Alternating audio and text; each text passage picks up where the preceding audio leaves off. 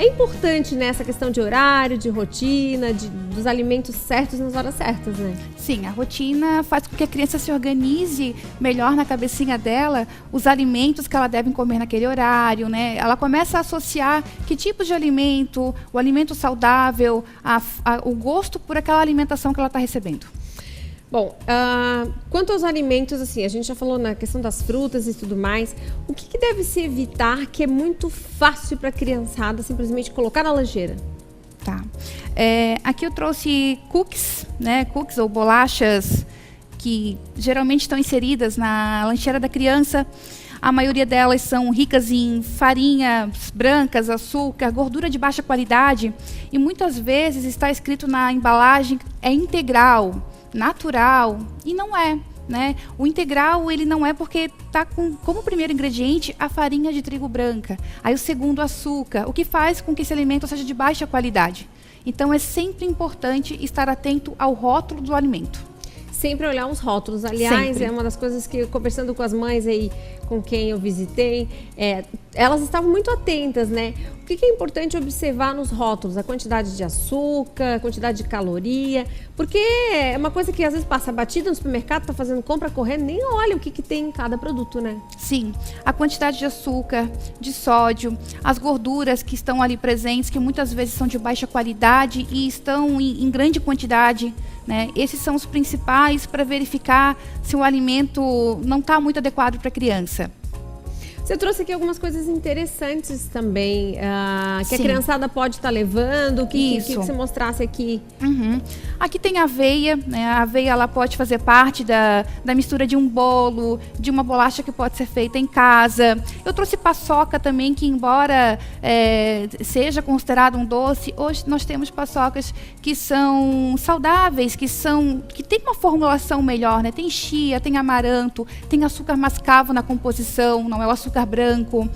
Tem barrinhas de cereais que também já estão começando a aparecer com uma característica mais saudável, de composição muito melhor.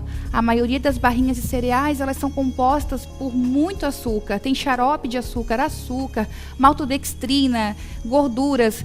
E algumas só tem 3 ingredientes, como por exemplo a que eu trouxe aqui, né? Essa daqui, a composição dela é tâmara, castanha e chia, mais nada. Então tá valendo. É uma ótima opção prática para levar na lancheira, para viajar, né? As pipocas também, elas fazem parte de uma alimentação que é saudável, desde que seja comprada essa no pacotinho... Faz na panela. Que faz na panela, né? Não no micro-ondas, que tem bastante gordura. Então assim, ó, Gabriela, daqui a pouquinho eu vou pedir mais dicas, algumas dicas para as mamães aí fazerem, prepararem, mandarem na lancheira de casa. A gente vai voltar aqui com a outra Gabriela, a doutora Gabriela e a doutora Anitta, para falar da questão da reeducação, né, e da prevenção.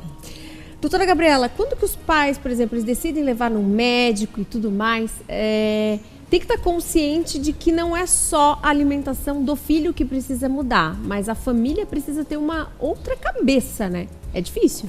Sim. O certo, o que seria o certo? A gente, né, como pediatra, orientar desde o nascimento para que a alimentação seja introduzida correta, né, para que a criança possa seguir. Mas muitas vezes isso não acontece e a criança chega para a gente mais velha com uma alimentação cheia de erros. Então, assim, a gente tem que sempre tratar a família como um todo, até para que não fique um estigma com aquela criança, né? Então, assim, toda a família tem que entrar naquele plano de alimentação saudável, praticar atividade física até final de semana como uma forma de lazer. Então, é importante que toda a família se conscientize de que ela precisa mudar, que o problema não é a criança, o problema é a família. A família tem que se adaptar para conseguir bons resultados. Doutora Anitta, toda mudança exige também um preparo psicológico e uma disciplina, né? As famílias chegam com essa clareza ou não? Não. Elas não chegam com clareza, elas não sabem nem o que foi que aconteceu efetivamente para ter surgido uma obesidade infantil.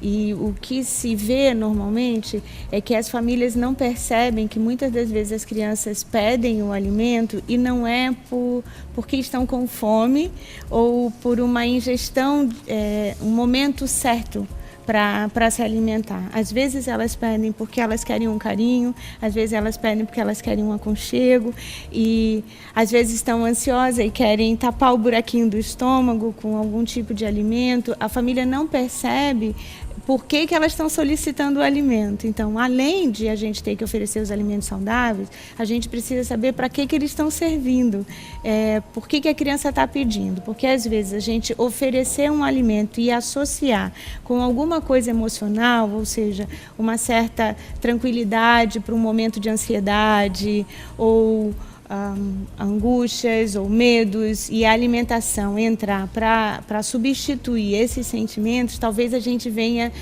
associar o alimento a algo emocional que pode ser decorrente, gerar em uma obesidade, e a questão emocional fica sem ser tocada, né? Então, normalmente quando os pais chegam, os pais não veem esse movimento, e nos cabe um pouco ajudar eles a reconhecerem que movimento psicológico pode ter sido esse que derivou em alguma obesidade com o elemento emocional, tá? Eu não estou negando nenhum dos outros fatores, né? O tipo de alimentação, a rotina, mas eu estou tentando trazer o perigo de se associar o alimento a algum ganho que possa ser de ordem emocional.